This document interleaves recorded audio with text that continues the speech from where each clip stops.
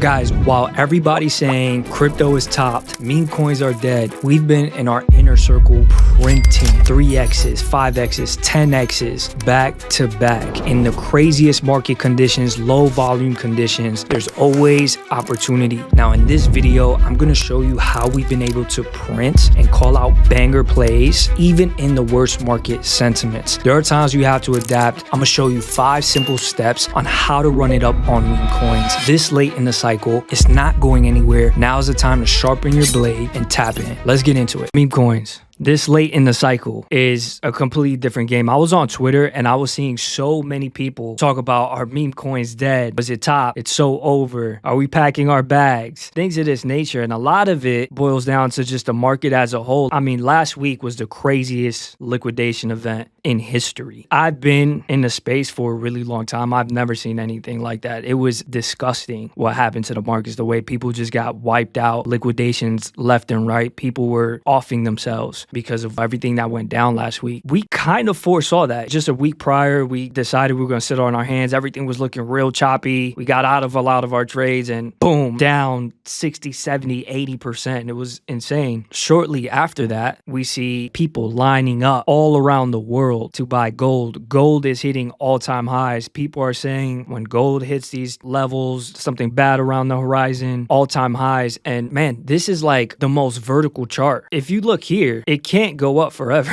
I mean, I know that's a basic thing, but like it just can't go up forever. As the market goes on, it'll chop and it'll rest. It'll fluctuate the same way markets always do. All things that go up must go down. Like it's basic science. And this is how the markets move every single time. We've seen this all throughout the cycle. When Bitcoin's at its all-time highs, everybody's lining up to buy. Solana at its all-time highs. Just recently this year, when Solana dumped, and I mean all of crypto dumped after the whole Trump meme coin fiasco, everything that was happening in the markets, Tariff Wars 1.0 of 2025, because now we're in there again. And it's those times you have to be stoic. I was loading up on crypto. Solana at $80, $84, $85. I remember I was like, how come nobody's lining up? Just a month and a half, 2 months ago, Solana at all-time highs, everybody's in line to buy. And you see, this is literally the meme that everybody's lining up to buy at all-time highs. But when it's at lows, they want to think it's over. They let the fear take over. Even right now, the fear greed index on Bitcoin is extremely high. Right now, it's at 23. This is a funny one that I saw, the pussy index, right? Everybody pussies out when it's time to buy or when it's time to lock in and just be ready and liquid. But then when it's at all-time highs, Bitcoin goes to 500K from here. Everybody wants to line up there. But when it's at 100K on a craziest dip, I swear, just like a week or two ago, everybody was wishing and hoping they could buy Bitcoin at 100K. Now it's nearing 100K, and now what? Now everybody's like, pack your bags. I know if you guys are on Twitter just as much as I am, especially crypto Twitter's the most dramatic. At the bottoms, it's so over. At the bottoms, it's so over. Even just earlier this year, it was so over. And then by April, everything starts turning up like crazy, and then people are sidelined. When you feel that feeling of uncertainty, when you feel that feeling of FUD,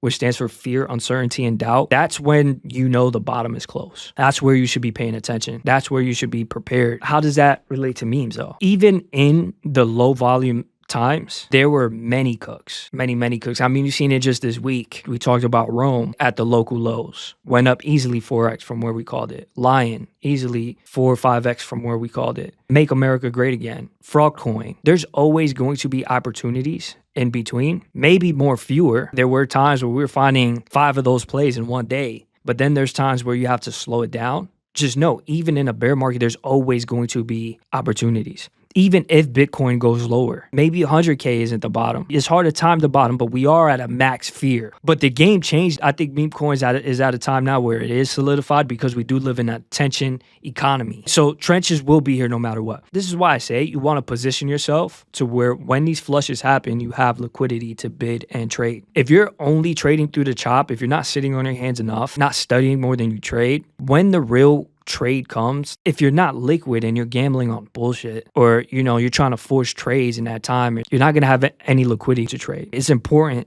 to know when volume is hot and when volume is a little bit slower, and only trade what's obvious. Now, it's easier said than done, but every few weeks, no matter how bad the markets were, Sol at $80, we were getting mega runners still every other week at least. Again, compared to when markets are hot just a few weeks ago, it was like every day you're seeing coins go to 10 mil. What we just saw on Binance was crazy. 100 mil every single, that was just a week ago.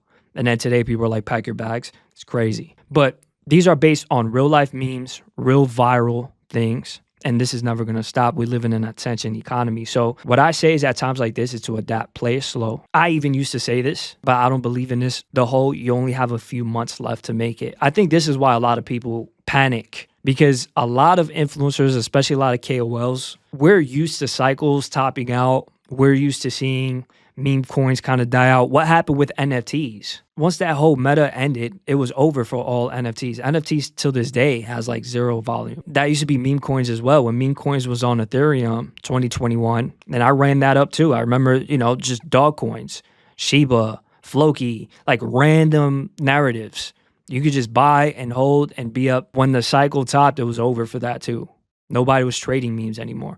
But back then, it was literally just on Uniswap. There weren't trading terminals. Solana's way faster, way cheaper. Everything that they built on Solana, there were no launch pads. It was a whole entirely different game. The attention economy wasn't what it was now. It wasn't like real memes. It wasn't real viral attention like the systems and things that you see now. None of that was created yet. I no longer subscribe to the only a few months left to make it. Attention economy is not going anywhere. As long as something goes viral, there's now always going to be a market for it. That's why builders are building on Solana. That's why there's a new launchpad every single week. That's why the biggest players on the market, Jupiter, they're printing and people are seeing this. We got companies like Axiom, backed by Y Combinator, becoming one of the fastest growing companies because of meme coins, because liquidity is there. I don't see it going anywhere. If anything, the volume will go up, the volume will go down, but you just got to know the difference of how to play it when volume is choppy, when markets are uncertain, because yes, it is uncertain, but this is a time to look into the altcoins and be ready for it. And you're just going to be more aggressive with taking profits and things of that nature. And I'll show what I mean by that. Another question that I get a lot is how to bridge and when, because we saw XPL, the plasma chain, for a weekend get hot really fast. So like when these things happen, even BNB, it's a whole different type of meta. It's a whole different game.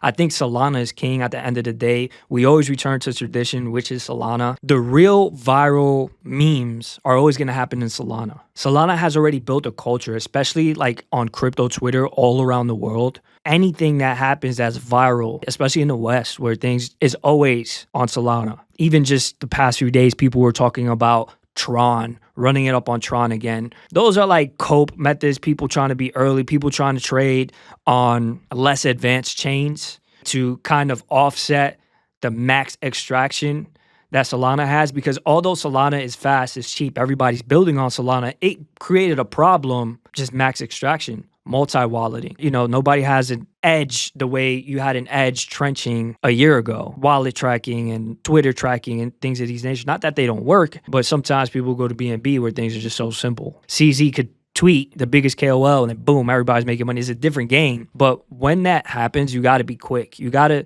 be able to bridge over fast, get in on the main narratives, the alpha narratives early, and you would print. You have to know when to bridge and how to bridge. Now, how do you bridge? When people ask me, debridge is the simplest way. All right, so when you're trading on EVM, which is Ethereum, well, first, you're going to go ahead, you're going to make a trust wallet. That's how you trade EVM. On dbridge, you go ahead and you could just bridge to any chain in seconds. It's the fastest, easiest way. You connect your wallet, bridge over. In seconds, you're going to have your money. And then from there, what do? GMGN, you could trade across all different chains. GMGN pretty much copied Axiom T for T. So it's the same thing. It's literally the same thing. You can set your filters the same on Axiom. You scan the same. There's new pairs, almost bonded, migrated. Literally everything is the same. Wallet tracker, X tracker, everything that we have shows how much volume is in the market. So you can test and, you know, check the temperature before you actually trade. It's all here. And then you just send your funds from your wallet, Binance token, and then you trade in the trenches. Boom. As soon as you see the volume on other chains, though, it is wise to bridge fast and ape into the alpha. You guys saw what happened with 4. You guys saw what happened with Binance Live. These went absolutely crazy, 200, 300, 400 million in days. A lot of people were looking over at BNB. How do I trade it? This and that. And obviously, it's not going to be as advanced as Solana. Solana's where real runners are going to run. But in this case, obviously, if it's Binance, until they break out of that ceiling of just like having to be CZ themed, it's obviously huge in China culture. So you're always going to see like a lot of Chinese. So you're either going to adapt, learn Chinese, learn CZ, follow him like stalk him, and you can catch the next alpha. Volume is trickling down. You go over to Solana. You have to adapt in times like this. If volume is low on Solana, and you don't want to make the bridge or whatever the case is, I think that's lazy. There is times where you can make a lot of money, and it has to be fast in the beginning because it dies out relatively fast. In attention economy, we're so squirrel brained that things don't last. There were times where you could just Uniswap, pancake swap into a random dog token that you heard about early, hold it for 2-3 weeks, and be up Jenny. It's not that time anymore. Attention moves fast. Things move fast in crypto. You have to be on top of it. You have to be locked in. Mitigating risk. How do you mitigate risk in times like this? In meme coins, being that it's just so volatile at times like this, like you don't want to round trip so much. Once you're up, even just 50%, that's not even 2x, take 20%. This is what works the best for me when markets are choppy. I just start getting way more aggressive. I'm not waiting for a full 2-3x versus when market conditions are a little bit better. Up 50%, take 20%. Once you're up 2x, take 20%. Up 4x, take 20-30%. And then with your last clip, you just wait until your targets are reached or the narrative is slowing down or price starts to struggle according to technical analysis. We have the whole technical analysis masterclass. Masterclass goes over everything that you need just to know when price is struggling. It's easy to spot certain levels of resistance. You see it resisting, struggling, take a clip out. It's better to be happy with your profits than full round tripping the whole thing because you can always get in later if it's a strong narrative. And that's why I showed NEAT. When we was in NEAT, that was a sub 1 mil run, but you saw from 800, once it started going up from there, almost 2x, took another clip. Went to 4 million, took another clip. NEAT ended up running up even crazier, ran to like 17 mil that first run. And I was sidelined after I full clipped out. It also went all the way back to 2-3 mil. So it's hard to time the top. You can't always time the top. And at that time, NEAT was a very strong narrative, but the community wasn't as strong as what it is now. They haven't built so much as what they built now. Every meme coin is going to have to get flushed before it runs up, as we know. So when you're scanning and you find a fire narrative and you're early to that narrative, it's a lot more wise, especially in these choppy markets, to be more aggressive when you're taking profits. Up 50%, take that 20 off the table. Up 2x, take that next 20 off the table because this is a way more volatile market than any other market. It's way more speculative than any other market. It's on narratives. Catalysts can be random. You want to be on full capital preservation mode when markets are choppy. I'm not even looking for a specific price. Sometimes waiting for a specific price is going to mess you up. Just respect the pump. You have to respect the pump. Every pump, I take some type of percentage out. Protect your bag, capital preservation mode. There's culture coins. There's viral trends. There's utility. There's news. There's gambles. There's cabal. The higher it is on this chart, the higher the conviction and the more the lifespan. Now, sometimes it could be a cabal play. We saw this yesterday. Fleck called a 10x with the whole disco. That's a cabal play. Now, although many won't agree, you still have to respect the pump. I saw somebody on Twitter talking about respecting the pump, and it resonated with me because if you don't respect the pump will never come to you. It's like a way of life. You have to respect the pump on gambles. Say you get into a really funny cat, you see he's kind of viral, but it's way off meta. So you know it's kind of a gamble. It's not alpha, but you get in early enough where you're up already 50%, you're up 2x, you already took initials off the table. On the next pump, you take some more out. On the next pump, you take some more out. And you don't hate on the coin. You don't FUD the coin. Respect the pump, and then the pump will come to you more often. You got to invite the pump into your life. Understanding the rules, always studying, things of that nature. But sometimes a coin will come out to you and stick out to you, and it might not be 100% on criteria, but it could be a runner. Disco, again, that was like a cabal play. That's literally bottom of the whole tier list and still one of the highest returns. In times like that, you have to just respect the pump. Because the next time a coin like that comes out, you'll probably second guess it, you're going to cross it out, and you're just leaving money on the table. Because as long as you play it right, if it's going to print, you want to be in that coin. I've gotten into coins where sometimes it's intuition. Sometimes you're scanning all day. You do this long enough, you spot something original that might be a little bit off meta. If you want to be really early, you really want to catch a pump, it might be a little bit off meta. And it comes down to really just your psychology and your risk management. If you're not over leveraging, if you're actually taking your 20% up 50% and not just, you know what, I'm just going to hold my whole bag because this is going to go to $1 million and then it dumps on you and then you're mad.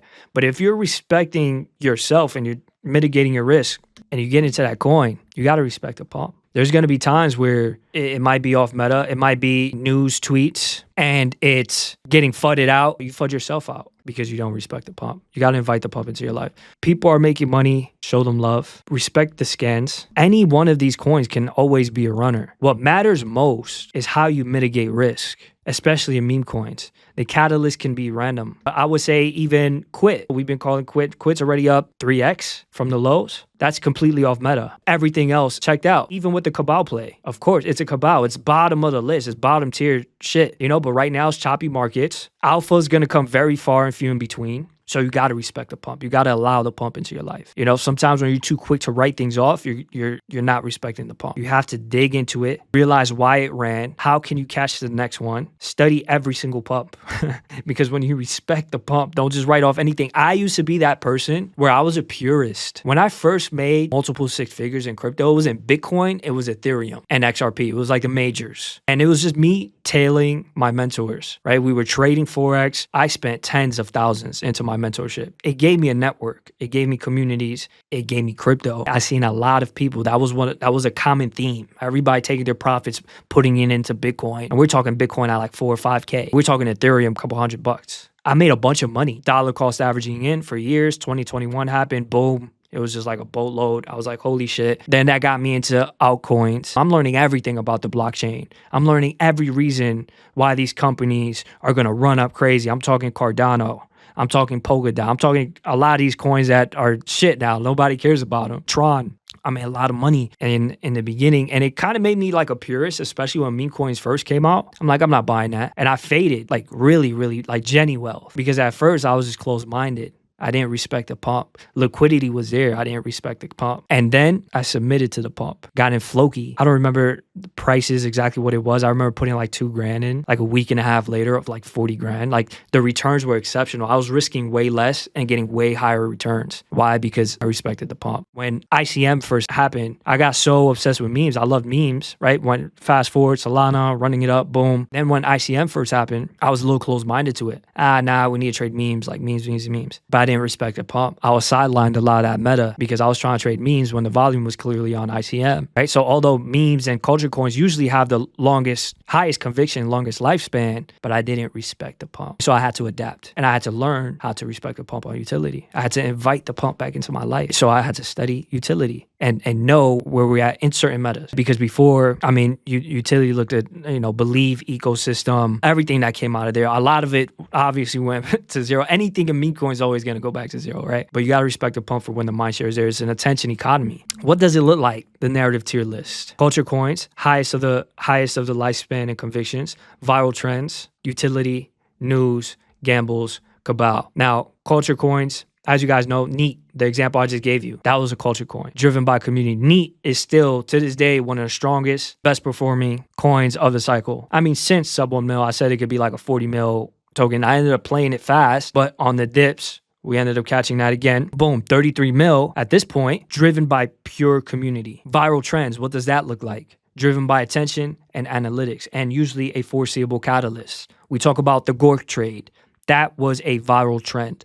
Gork went viral because Grok was brand new. Gork was a bro version of Grok. We knew foreseeable catalyst. Elon has to interact with this thing. The analytics were through the roof. Every single day, Gork was rising and rising and rising in followers, rising in analytics of impressions by every single person interacting with Gork to get like a funny response instead of Grok's serious response. That was a viral trend. Attention is there. What are foreseeable catalysts? Companies interacting. Foreseeable catalysts? Pump fund interacting. Elon interacting. Elon Musk or Trump. Those are like the highest of the high. Once that happens, boom, easily got a 50 mil ticker, right? So you want to be able to gauge. And if you can't see that catalyst, then you're not going to have a strong enough conviction. But when it's there, that can be way more explosive than a culture coin. Does that make sense? If the attention is there, because this is driven by attention, and meme coins as a whole is just attention economy. That's what it is. It's an attention economy. So although culture coins, no matter what, have a longer lifespan, but if you can have a strong enough conviction in a viral trend by the attention being there and the impressions being there, this could be a lot more explosive than a culture coin. It just will never last as long. Chill Guy was one of the biggest phenomenons of last year, and it hit like 300 to 500 mil, I forget the exact number, in days and weeks. And now who's talking about Chill Guy? Nobody. While there's other coins from way back that are still holding up, or because of the community. Coins from months and months ago holding up because of the community. Gork came after Neat, I'm pretty sure, around the same time as Neat. Nobody talks about Gork. Neat is still hitting all-time highs. Why? Because that's the power of community, a real community, right? Because when it's just a viral trend, trends fade, new trends come. Like people are squirrel brained in this society. We have a TikTok microwave society at this point. You just got to adapt to that. And then there's utility, right? Like I said, ICM, that's internet capital markets. Now, in this meta, this stage of the cycle is mostly driven by flywheels. The only type of utility play would be like Pump, would be like GP, would be like Believe, because they're integrating a flywheel into their ticker. There's always some type of buybacks. So the more mind share or the more people are trading meme coins, these coins are going to get flow. They're going to jump up. Previously, used to just be mostly notable KOLs, right? A116Z, Andreessen, people that are big in AI. Like if you saw them following, if you see Google interns or like Google members, notable people following, Elon Musk follower, anything like that, huge KOLs, nerds, following or supporting a certain utility play with like a really good narrative, then it would have run. And we're probably going to have like a whole ICM meta in the near future.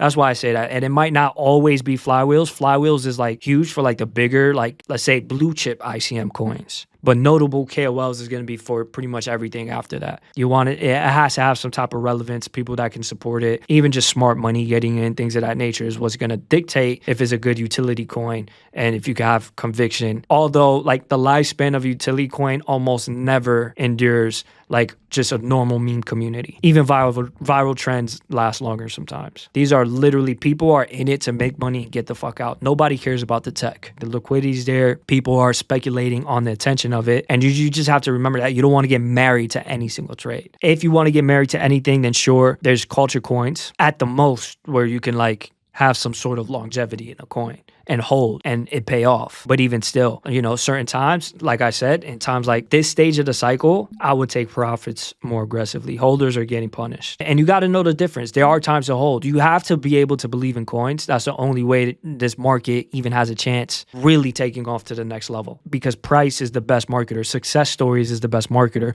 So if we can have coins, if Neat could hit 100 mil, Uranus hits 100 mil. Some of those conviction coins that we've been looking at, Corey can hit 100 mil. Those type of success stories is what brings more attention to meme coins.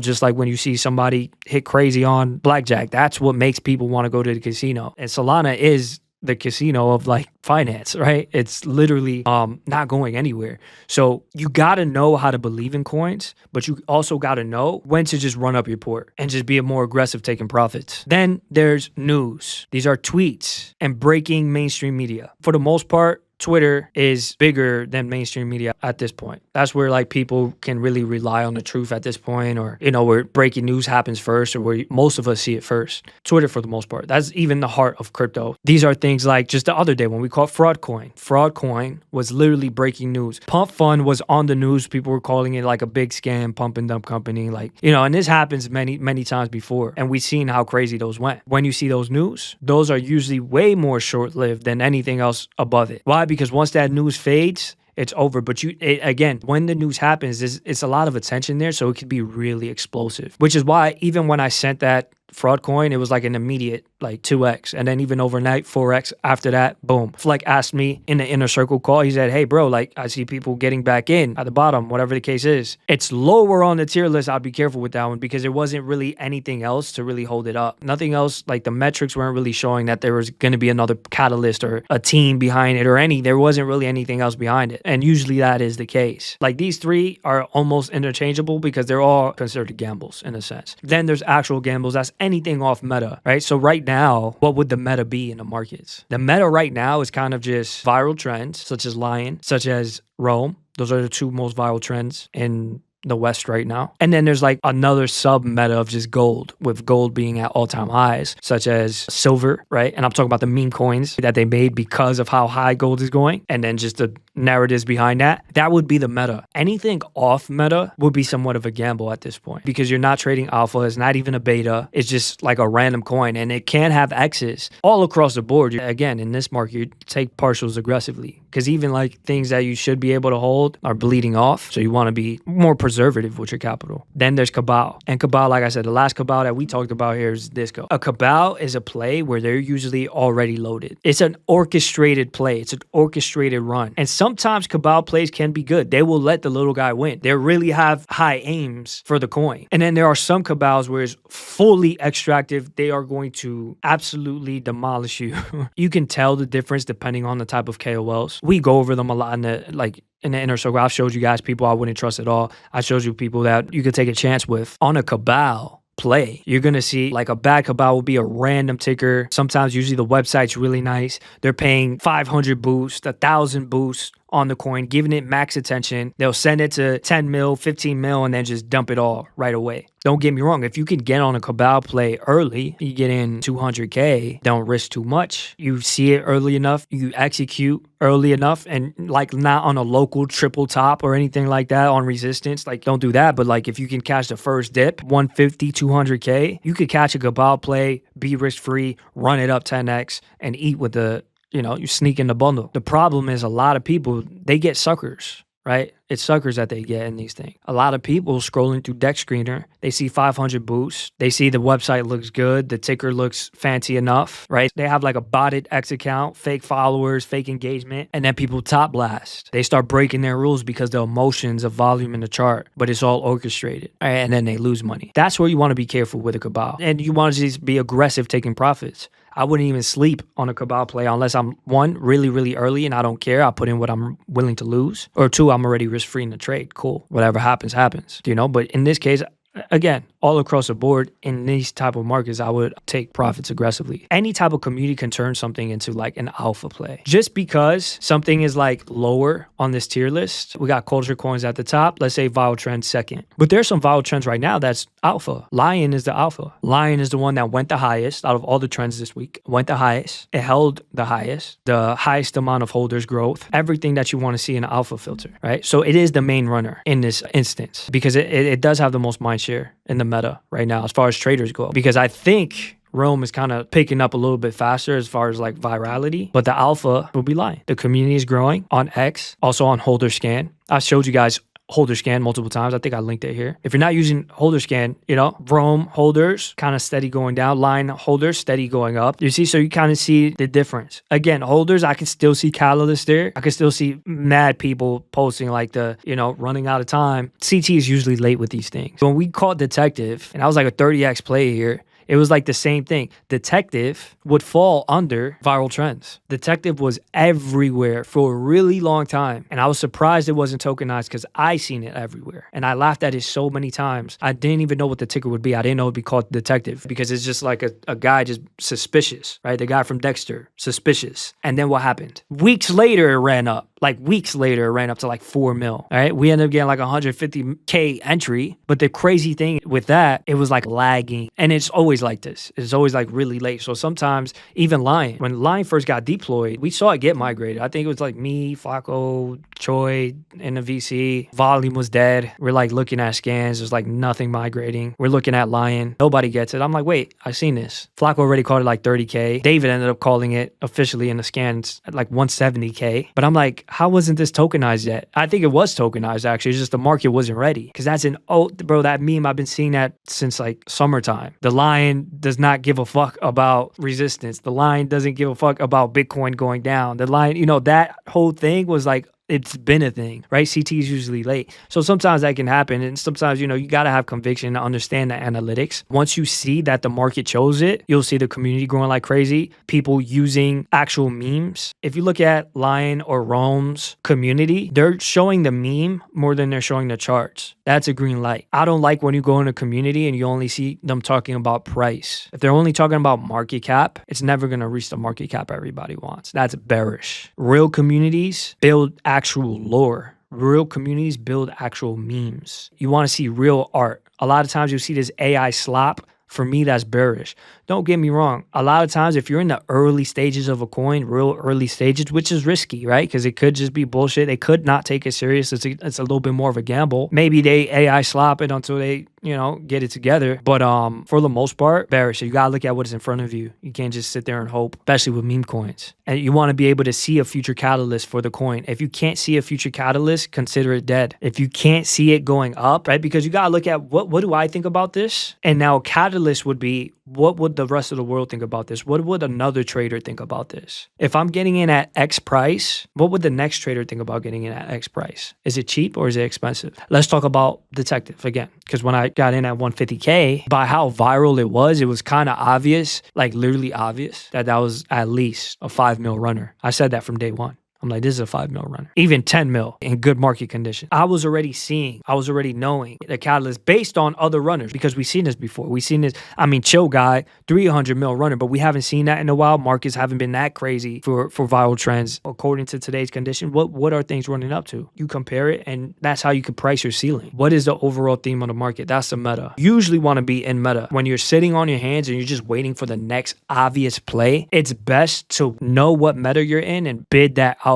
You just got to know that you're early in on that alpha. And I'll go over examples. I like Dexscreener, as you guys know. I use both Dexscreener, Axiom. I like Dexscreener because Dexscreener, you see a bird's eye view of the market. You see everything overall. You see what's popping on Sol, BNB. You see what's trending. I look at this every single day. Easier to create watch lists, and I like to set notifications on Dexscreener better than Axiom, and I like to chart on Dexscreener, just because that's where everything already is. That's why I use Dexscreener. Axiom, you see flavor of the day. You see what's migrating right now, okay? And then you have the tools. You have the monitors. You have the Twitter tracker. Everything that you need to trench. Now, again, in these days, less gambles, more alpha. You got to be able to sit on your hands. You got to be able to control yourself if you're going to be sitting on pulse. Because sometimes you're just so hungry for a trade that you're just delusional, just like getting into anything. Like not following your rules, start believing anything because you're just thirsty for a trade. That's easier to happen on Axiom than Dexscreener. A lot of times you'll probably ape or be more inclined to ape shitters on Axiom than Dexscreener. So that's the difference. Dexscreener, like you'll see more mature charts. You'll see charts that's been holding up. You'll see charts where maybe if it's already running, you can mark your levels and wait for it to hit that level, boom, and be able to somewhat hold the chart. If I go back to the alpha filter, now what's an example of like a meta and the alpha of that meta? Before this meta of like viral trends and gold, the meta was dexes, perp dexes, because Aster was just like a gen wealth play. Binance started running up, and then on Solana, there was really only one out. There was a few alphas, but the main alpha was nigga liquid. Right now, that is not the meta. The meta already changed. You see what happens when the meta changes? When attention is gone, that is what happens. But nigga liquid was creative. Why? Because it's degenerate, it's racist, it's stupid. Everything that meme coins is about. They intertwined it with actual utility. They made a real Dex of memes. That was the alpha. All you had to do, you ate this in the first 12 hours, 24 hours, 48 hours, I want to say. September 25th at 8 p.m., September 27th at 8 p.m., you would have been early. Look at this. Let me go to market cap. I like market cap a little bit better. You would have still been sub 1 mil entry, because this was clearly the alpha, right? And you got to ask yourself, what is the meta? There was nothing else running on Sol. Binance stole the show because of Aster. This was completely on meta because everything was about Aster, everything was about dexes. Every platform wanted to create their own dex. And then it got memeified. Again, Solana's always going to be king when it comes to these type of things, right? Because this is honestly the funniest meme that came out of that whole meta. The more ridiculous, the more stupid,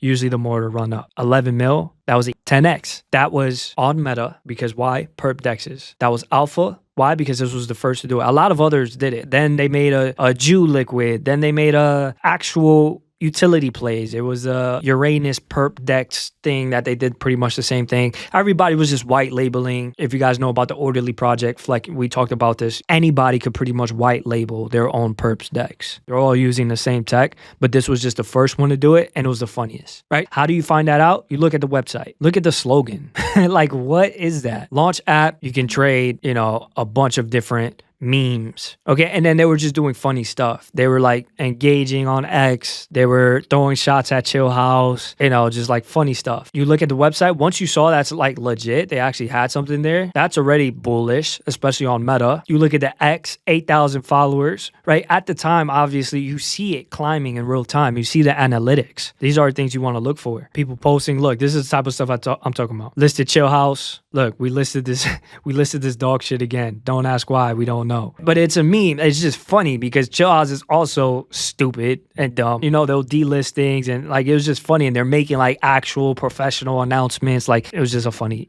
meme on Meta while the tension is there. And now you see why I say, like, let's say you put in a buy order here. Don't get me wrong. Anytime you expose yourself to risk in the market, you can lose it all. Remember that. It can always be a scam. It could always be bundled. It could always be some Murphy's Law, bro. Anything that can go wrong, most likely will go wrong, especially in meme coins. That's Murphy's Law. The worst possible outcome is usually the most likely. That's Murphy's Law, right? And the crazy thing is that's what happens in meme coins. You got to protect yourself always, because Murphy's Law is always going to happen, especially in this space. The most random thing that you'll never expect can happen will just happen. So the best thing you can do is mitigate your risk the way that I showed. If you're somewhat early on a meta and you see it's not even multiple millions yet, you see things hit multiple millions all the time. If it's a fresh meta and you know this is alpha, it's an original thing, holders are growing, communities growing, memes are very active, what happens next? You get into the coin. Now you're exposed, which is why you don't risk more than 10% of your port. You get into the meme with whatever you're willing to lose. It could very much go to zero. Now, obviously, you're looking for floors like we teach in technicals. You're looking to get in on pullbacks, knowing that you're in before everybody else. You follow the criteria. I mean, you can loosely follow the criteria and still print if you're disciplined enough. Up 50%. You take that 20%. It goes on the next pump, 20, 30%. Boom, GG's. Goes on the next pump. And yes, you're trimming off your profits. Obviously, if you hold the whole thing for 10x, you're making way more money. But at the end of the day, if you practice this, it's all relative. Because as you build your port, maybe you only made 5 SOL, $1,000 today. Okay, but 2 months from now, you consistently stack wins. Now, 10% of your port, it's higher than just 1 SOL. Maybe you could put 2, 3 SOL. Now you're making 10, 15, even with taking partials along the way. Capital preservation is important because and then you're not going to completely kill your port or be emotional to your port, which we'll go over. This is an example of alpha. Now, when I'm talking about this meta, Lion, again, this is a lagging one. This meme has been around, and the first time the market didn't accept it, now it's going absolutely parabolic just because it was almost destined, right? Now, we have notable KOLs pushing this. The Lion does not wash the vegetables he bought at the supermarket. That's so funny because I relate to so many of these memes. Like my girl is so like, she washes all the fruits. I'll take it right out the bag, eat it. She thinks like, you're killing yourself. The Lion does not concern himself. Pesticides or, you know, it's something stupid, right? It's just hilarious. The Lion does not concern himself with sugar content of his protein shakes. It's not just this. It's the HolderScan going up. That's an indicator whether it's a good meme or not. 1.9K members, that's not insignificant. That is a lot of members in a short period of time, okay? Because it's just ran up literally in the past week. The Lion does what he wants. Real memes. But the meme to chart ratio is very little. The Lion does not concern himself with price. Once it starts becoming like that, you might want to start looking for exits. That's what you don't want to see. Analytics on post, something that you want to look for, right? You want to know that it's actual viral content. 11K, 166. Like in the community is not always going to be like the craziest thing, but they'll have like reposts of like big people, 2.4K, 98K, like real like solid stuff.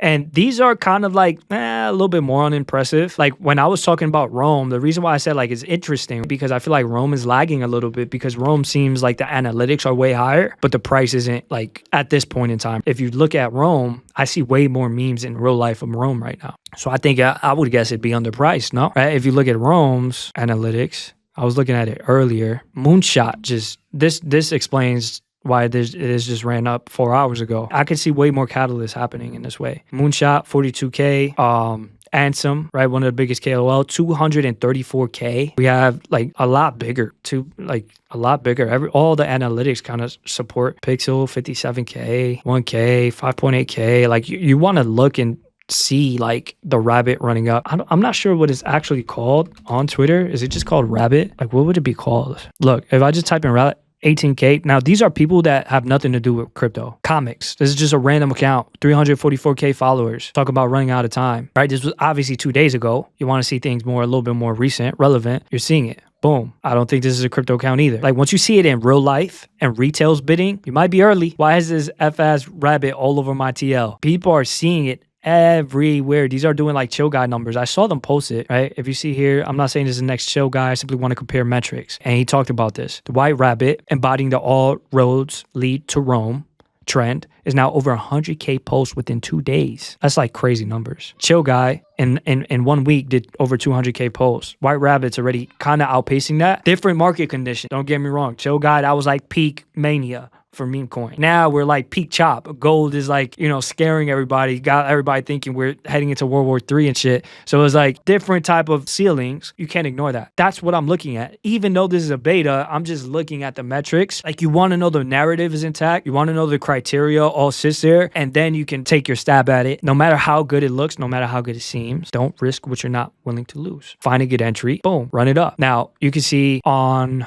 Lion holders have been going up. Volumes a little bit iffy right now. It's Friday night, especially times like this, like weekend coming in. You gotta really think like what type of catalyst can happen. Maybe, you know, big traders start to post it. It's still 14 trending. So you take a stab at it accordingly. It's already went up 2x multiple times. This is a trade. You find your entry. I had the support level here at 3.6. You guys maybe caught it a little bit above, a little bit below. No matter what, it's a 2x play. By 2x, you should be risk-free. If you're not, then that's on you. You can't be mad at the markets. You gotta be mad at yourself. The Lion does concern himself with risk management. You gotta make sure. Same thing with Rome, right? We called it the other day. We're already risk-free. No matter what happens, it's a moon back. We called it, ran up 3-4x, boom. Like there's no reason why it should be like fully exposed to a coin that already fucking went parabolic. Ask yourself that. Before you start, don't get me wrong, you can size into coins and stuff like that. You could re-put your profits back in if you're really confident in the coin, but just know you're exposing yourself back up to risk, and you got to make sure the criteria holds up. Again, notable KOLs. And then even KOLs, like it's better when it moves outside of KOLs, like I showed you. For example, it's not just KOLs. You saw Moonshot. That's a huge KOL. KOL is usually crypto related. KOL is key opinion leaders in crypto. But then there's real life KOL. Celebrities. Once Elon Musk, that's the biggest KOL on Twitter. Trump, that's the biggest KOL probably in the world. One of the most important persons in the world. How far can you see certain things going? Right? I could see celebrities, even more so Rome, kind of starts to like just jump on that bandwagon. They already are, right? But again, we live in a squirrel brain society, so you kind of want to pay attention to those type of metrics, see what happens. Again, protect your port so you're not fucking shitting bricks when price does what price does. Price goes up, and like I said, it goes down. You want to mitigate your risk so you're not really worried about that. People have been asking me about like my Axiom filters again, so I'll just break it down. GMGN link, Axiom link, I got those links for you guys. You should already be on that by now though, but what you want to do on Pulse, literally just get rid of new pairs. This stage in the cycle, you don't really need new pairs. When markets are really choppy and really slow, just for the sake of scanning, study, right? When things are really slow, like we could scan this whole row in the next 5 minutes. I can, right? And if you can't, that's a skill issue. You got to get faster with being able to scan and build a thesis relatively fast. You got to be able to do it in minutes. So when things are slow, then open up new pair. Not for trying to catch the next 1000x. You want to be very diligent because you are exposing yourself to a crazy amount of risk. But what I'm saying is so you can understand narratives, so you can practice, sharpen your knife. So when things do pick up, you can literally just sit on final stretch, migrate it, ape what makes sense, and catch 2, 3x's, 4x's back to back. In this meta, in this stage, again, you want to be a lot more aggressive. Don't even wait for the 3x. Take partials as we go up. These are the things that you're looking for. So I'll go ahead and I'll take that right back off. Not interested in it right now. For the most part, I'm scanning on Dex. Again, I'm always looking on migrated as well. I'm always on Axiom as well. I'm always looking. I'm always paying attention. You got to know what's running. You got to keep your pulse on the markets at all time. Scan more than you trade. Study more than you trade. That's how you build the knowledge and the skill set. If I'm just aping real fast, and so I got like a 3 soul quick buy, right? Again, that's literally 10% of my port. At this point, you could just if you really want to practice, just do a 0.1, 0.05. Get your few. If you really just want to practice with real money, right? Because some people talk about paper trading. Paper trading, you don't really feel the emotions. Like you don't, Flacco said it in our interview. If you haven't watched the interview with Flacco, he killed that. Like you don't have to fight with yourself, over paper trading. But it is a good way to study narratives or whatever the case is. But if you want to feel the markets and actually feel those emotions, just do it with like a very small amount. Paper trading, to me, is trading with a very, very small amount that you don't really care about. Yeah, you might lose money, you might make money, whatever. But again, tuition. The filters is very simple. I haven't really changed much. I keep it very simple on the filters. Like these These have been my filters. I stuck with it because it's just what works the best. I mean, I tried everything. All last year, I just kept everything. I just raw dogged everything. Literally, like scanning all day, looking at the duplicates, looking at the bullshit, looking at the bundles, studying everything. I was just like obsessed. These are the filters that I find work the best. You want to put an age limit of 25 minutes max. In slower markets, again, like things can change. In a slower market, like if you see like there's really like only 3, for example, and you just want to scan more and just see more, see what's slow cooking, obviously 25 minutes might be a little bit like too limiting. And what you see here, there's only 3 there. Maybe I would want to put it like 45. And then metrics, 15K volume minimum and market cap 15K minimum. And then you're going to apply that. I switched it to 45 minutes and it's still nothing hits that threshold. So you can see Trench is a little bit cooked right now. But again, slow markets are easy mode. People paint it out to be like, because people are so like horny for trades. They're like always trying to trench. Usually these multi-wallet streamer fags trying to dump on everybody anyway. Those are the people that max extract, ruin this whole thing. This is better when the markets are slow. It gives you time, especially for newer people this late in the cycle. This is where you practice. This is where you sharpen your blade. This is where you can actually have time to study narratives. It's not going to run without you. You can find a narrative. Maybe you find alpha. Obviously, in a slower market like this, you're going to be sitting on your hands for a while. But if you study and you fall in love with the process and you love narratives and you love the culture and you dig deep into every single coin, even the ones that ran and you don't know why it ran, figure it out. Studying the market is the only way you get good at the market. Slow markets is where it's on easy mode. And when things pick up, you tend to be faster and better than everybody else. A lot of people, when volume gets slow, they won't even trench. They won't even scan. Oh, the market's slow. It's a little bit lazy. We all say that sometimes. Obviously, we can all make an observation. What's more important is being able to diligently scan through the slow market. Sometimes I tell people to sit on their hands. They get mad. They get upset. No, I got to make money. I got to run it up, this and that. Bro, you're not going to make money with that attitude. When I say take a break, when I say sit on your hands, that doesn't just mean you have to literally go touch grass. Sometimes that's important. Mental health is important. You got to have your mind straight. What I mean is actively sitting on your hands, studying narratives, just not trading, doing due diligence, sleuthing on chain, right? Learning, finding insider wallets. Like all of these things are important so you could build your on-chain literacy, build your narrative analysis, understanding crypto culture in general. That's the most important thing. Who's who, KOLs, all of these things. Study different traders. That's all a part of actively sitting on your hands, not inactively sitting on your hands to go play video games and like kind of watch the charts or whatever people do. You're not serious. That's important. That's how you scan. Now, the last thing is just mindset. And this is probably one of the most important things. Mindset is 80% of the game in any type of trading. You can take everything that we're learning here and take that into any markets, and it's very similar. In fact, I'll say this. When I say study more than you trade, I have 2 books in front of me right now. We talked about this in the inner circle. Rereading Trading in the Zone. I read this book when I first got into trading because of Forex.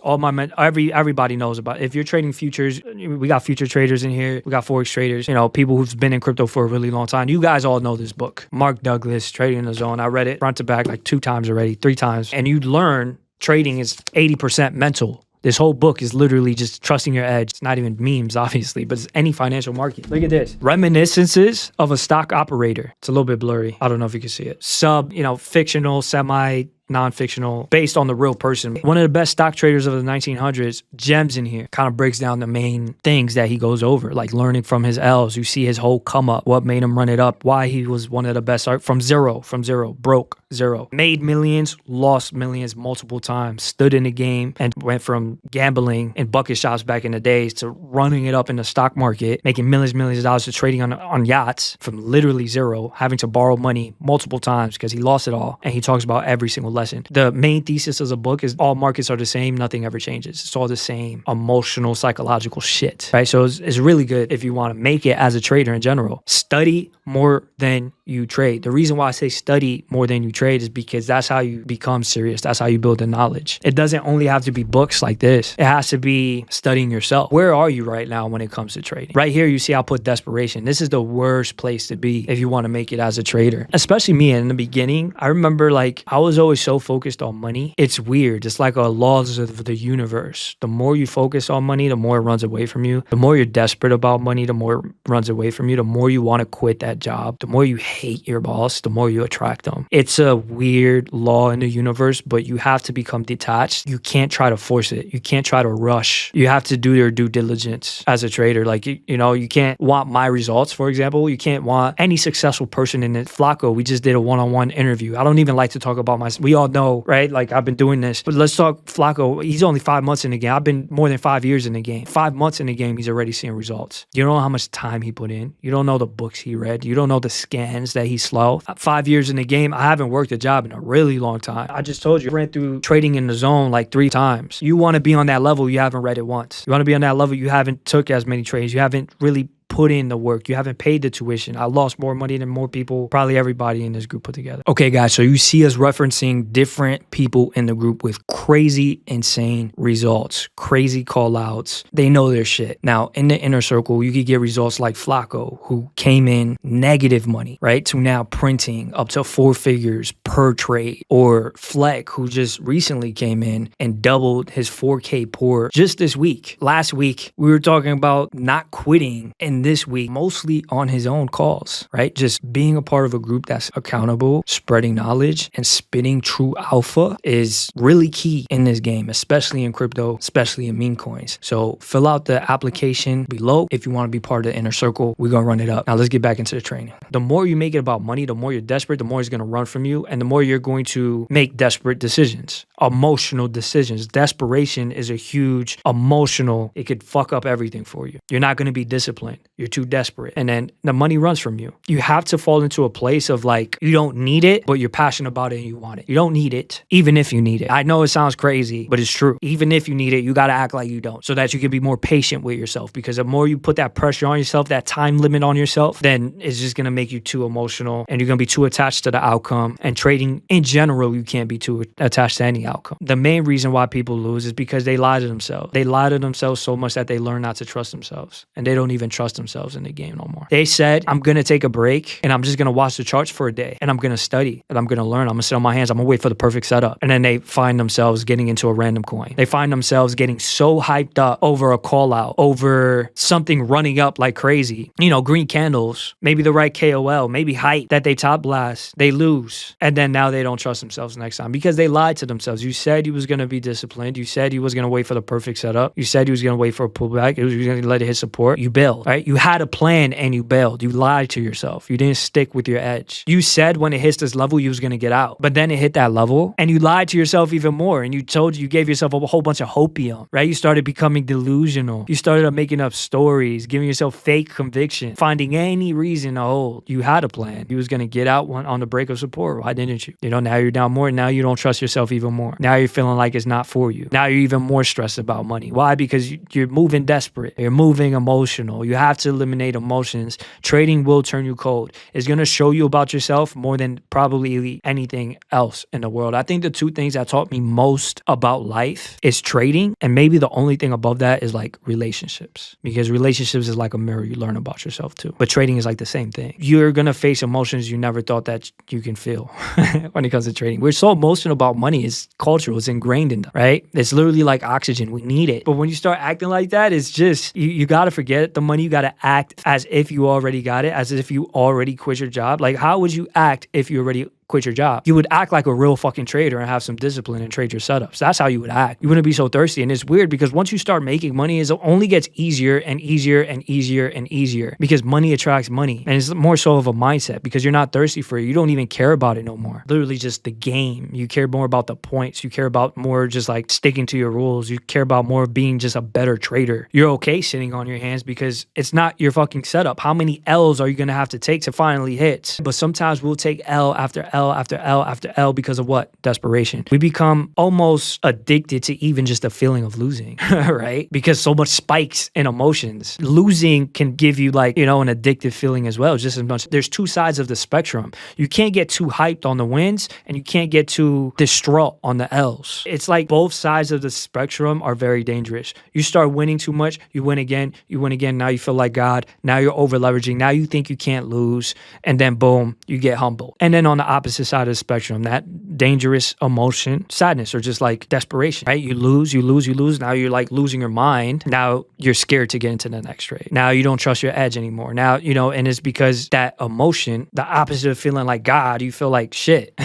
You feel stupid. You don't even trust yourself because you're not sticking to the criteria. You're not sticking to your setup. If you were just cold throughout, not too high, not too distraught, you just stayed somewhere in the middle and just played what's in front of you, played the setup. You got out when you said you was going to get out. You took that 20% off the table at 50%. You stuck to the risk management. You're not risking more than you're willing to lose. Then you stop making those stupid losses. And then again, every L is not a loss, but a lesson, right? Journaling. When it comes to journaling, and I have the journal for you guys in the course. Everybody should be using the journal. This is what helped me. You start to learn what not to do. There's value in that because you do that one time, it's a mistake. You do that 2 times, okay, now maybe you learn a lesson, right? There's a pattern there. 3 times, okay, now what did Albert Einstein say? Make the same mistake over and over and over again. That's insanity. To do the same thing over and over and over again and expect a different result is the definition of insanity. Albert Einstein said that. You're literally insane if you keep top blasting. You keep DCAing yourself into death, over leveraging your entire port. You're doing like the same shit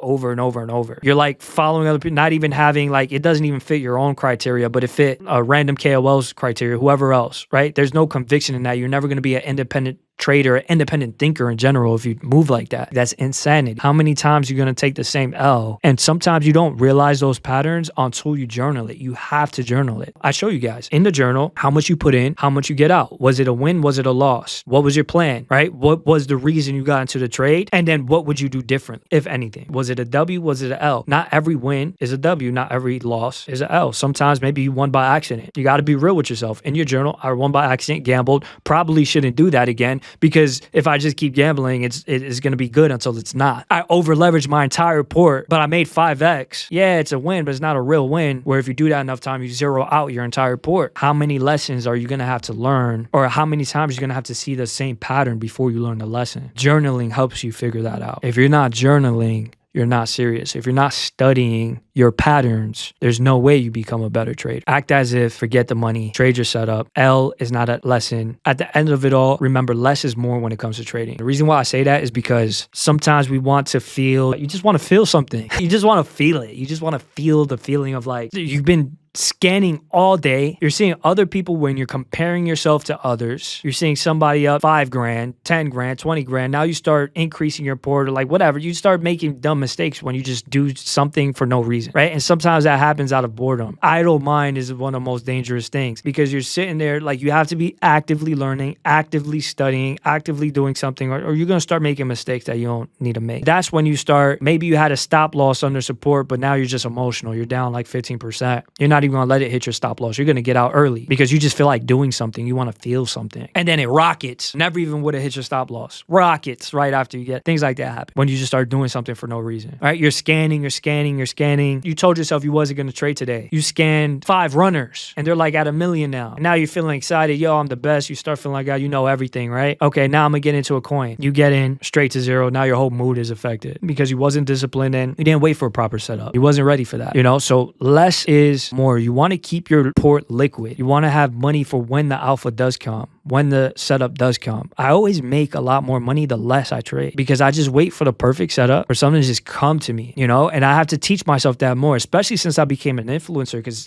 like I decided I want to help people. Sometimes it comes even for me. Sometimes like, yo, I just want to feed the streets. Even so I'll force a play just because I want everybody to win. And even that's not good. But you got to be patient sometimes. You got to let the market come to you. And then when it's obvious and when the time is just right and then you're still liquid because you wasn't bullshitting the whole time, then you can get in, nice win, and then you wait. But then you're active throughout. You're building your convictions, you're building your knowledge, you're building your discipline, and then you're staying cold through it all. This is probably one of the most important things out of everything you'll learn about trading in general, crypto in general. This whole thing moves in cycles. When the meta was altcoins, we were catching altcoins. We were catching Aster. There's going to be another altcoin run. We'll be there. But you got to be ready for that. You're going to see people making plays every single day. You're going to see people breaking their rules and still winning. And you're going to feel like, man, I could do that too. too until you can't. Don't act out of desperation. We all have the same goal, to come out of this cycle on top. That's the only goal. Some people already made millions. Some people only made thousands. Some people didn't make jack shit. Some people only lost money. That's why you want to learn. That's why you want to take it to a whole nother level. You want to quit your job. Everybody wants to quit their job. Nobody wants to work for somebody else. I mean, everybody's here for a reason. There are certain patterns that brought you to exactly where you are right now. And if you have the results you want, amazing, perfect. It's working. Keep doing that. If you don't, you have to look at the patterns that got you here. Something's off. Something has to change. It's usually something emotional, something mental, more than anything else. And that's why Inner Circle is more about accountability, community. You know how many conversations I've had, even just in the past week and a half, 2 weeks? Biggest liquidation event in the world. You go on crypto Twitter, everybody's talking about gold, World War III around the corner, all this bullshit. You know how that has an effect on people's mindsets. You gotta make sure your mindset's clean. You know how many people wanted to quit after that liquidation event? Nobody saw that coming. I thank God we're all in this together. At least I have people to talk about it with. My sister wouldn't understand. My mom wouldn't understand. They see the fruits of the mindset. They see the fruits of the discipline. They don't see what we go through. Nobody saw that. I was a literal black swan event. A black swan event is a term in crypto, in finance in general. It's a finance term that literally explains what happened last week on October 10th. Unforeseen catalyst that nobody could have called. The best technical analysis in the world couldn't have. It's literally a black swan. It happens. Again, Murphy's Law. And we saw a perfect example of that. Even perfect bottomed entry, you're following all the rules, then boom, black swan. I got liquidated. People we know got liquidated. But thank God, for me, I've learned my lesson enough times where I didn't get liquidated anywhere near more than 4% of my entire port. It was still a lot of money and it still hurts a lot. But then it's like you log on and you see there's worse, bro. There's people that took their lives because they didn't have the mindset, because they didn't have the discipline. Why? Maybe they were desperate. I don't know the reasons. There was people that got found in their Lambos, in their Lamborghini, the thing that we think is going to make us so happy and all these things. They found them dead in their Lambos. Who knows why? Mindset is key. You know how many people call me up crying even, wanting to quit? I don't know if I could keep going. I don't know if this is for me. Nothing's going to test you more than the market. Nothing's going to show you more about yourself than the markets. Get your mind right. That's why we're here. That's why we're a community too, though. We all got each other in the sense of that. But at the end of the day, you really got to lock in with yourself. You are your biggest competition. This is a very PvP sport. But at the end of the day, it's you against you. The sooner you realize that, the sooner you start journaling your trades, the sooner you start locking on that discipline, trade less, study more, wait for the setups to come to you. Slow cooks are way better than microwave results. Microwave results, a lot of time, you'll get lucky, right? There's people that ran it up crazy. There's people that'll probably give me a crazy testimonial in the next week and don't stay disciplined, right? There's people on the opposite end of that, lost it all 2-3 times and then gives the craziest come up of their entire life because they stuck it through. They, stopped repeating certain patterns and went crazy. And we all fall, we all make mistakes. We all do emotional shit, but that's essentially what's gonna take it to the next level. I kind of went harder on mindset just because, again, that is 80%. Once you get into trading in the zone and things of that nature, any real trader is gonna tell you, man, it's 80% mindset. You start to learn all the rules, technical analysis, buy zone, support zones, Fibonacci order blocks, catalysts, you learn every single thing about the markets. And then once you master this shit, the best teachers would just simply, they'll be like, yeah, just buy low, sell high. Because it just becomes a mindset. None of that stuff you just could throw it out the window.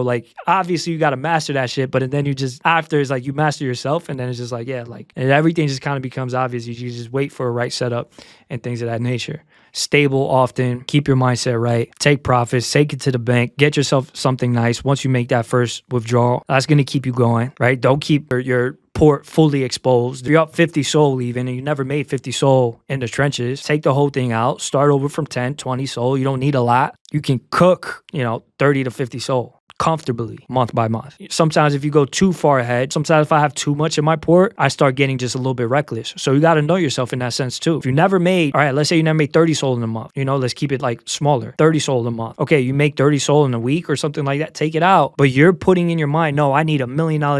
You're trying to microwave the results. You're not letting it compound. The root for all of those mistakes are usually going to be somewhat involved in desperation. Not literally 80% of the world on the earth is poverty or close to below poverty. So a lot of us have that. I came from poverty. I seen my mom struggle. Trust me, I know the feeling of losing money and how much that pierces your soul. All the things you could have did and all these things, but you decided to play the game, PvP, financial markets, where money is on the line. It's the most craziest game in the world, especially crypto. It's the most craziest sector of finance, most volatile sector of finance.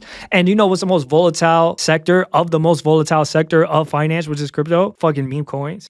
Come on, bro. So it's like, yo, get your mind right, man. Discipline, eliminate emotions. We're going to run it up, fam. I went harder on just the mindset just because I think that's most important, but that's pretty much what I wanted to go over today. These are just like a cumulative of some of the main questions that I've been getting lately. I just kind of wanted to go over it, adapt to the market. Yes, there's going to be highs, there's going to be lows, but I don't think anything's going anywhere. Don't worry about the top. You got to grind through it all, bro. I was grinding through the bear. When I made Rage, that was in the worst climate that crypto's seen in a really long time, and that's what I was building through, and that's how all of you guys know me. All the biggest cooks I made this year was through the mud. Called them out. They're all public. Through the mud. Why? Because I didn't leave. I was locked in the whole time through the bear when everybody said it was over, just like they're saying now, and they're gonna, you know, it's gonna run up, and then they're gonna say it again. Like, who knows, right? Nobody knows what's gonna happen next. You're gonna see all of these signs and people saying different things, and it's just like, bro, just look at what's in front of you. Take the opportunity that's in front of you. And if you're not playing with, if you don't got like 6-7 figures liquid, like it does not even gonna hurt you that much anyway. Shut up. Lock in. You know what I mean? And then mitigate risk. Stay in the game. Basically, that's what that means. Live to trade another day. Narrative tier list. Know the criteria. That's gonna take, you know, your conviction up. Know when to hold a coin, when not to hold a coin. Obviously, choppy markets. You're gonna be aggressive on taking profits, but at least you'll have an idea here. How to scan. Guys, I got too many videos breaking that down even crazier. That's why we kind of kept it brief, but if you got questions, let me know. Obviously, mindset. Keep your mind right. Sharpen your blade. Let's run it up, fam. Appreciate y'all tapping into this training. Hopefully, you got some value. If there's anything I missed, anything you want me to break down more of, leave a comment below. And like I said, guys, apply for that inner circle. We got people like Crypto who also came in not knowing much about meme coins, but within 2 months made 1,000x play, called it himself from the knowledge that we teach inside of the group. And he's been consistent ever since. And he's became a leader in the group and is now leading the way and showing people how to become successful and stay successful in meme coins. It's crazy what we have going on. It's a crazy culture, whether the market's hot,